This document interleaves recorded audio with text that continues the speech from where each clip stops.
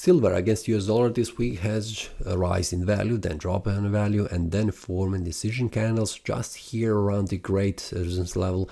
And on a Friday, finally the price also made another bullish breakout. On the weekly time frame, this looks like this. We can see after the price is forming this bullish candle, the price should continue to rise in value and closes the week above 28.28 resistance level, which is indicating a bullish breakout again. Now on the monthly time frame, this is a pretty strong bullish candle on the monthly time frame, where we can see this month has also formed this bullish breakout. So we have 10 more days until this month ends. We have 1.5 more week to see how this month and also this candle will close. So anything can happen. So we should stay aware that the price could also return back down. We can see in the past this was also some kind of a strong support and resistance level for the price. So it is also possible that that we could see the price going above on the monthly time frame after the price forms this bullish breakout. Now, based on this one, what we can see, very important levels for the price are above that, which is the next one where the price is 32.02. Now, if we go in the past and see how the price has behaved around this price level, just to be on the safe side, we can see that the price has reached in an area around this one and then bouncing back down. It is also a support level, which means at 29.63. Now, if we go to the daily time frame, let's go here.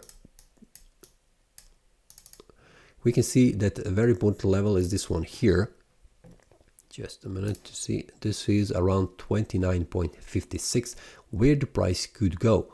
And also we can see it is also, let's check this one, it is the highest point several days ago where the price has reached it.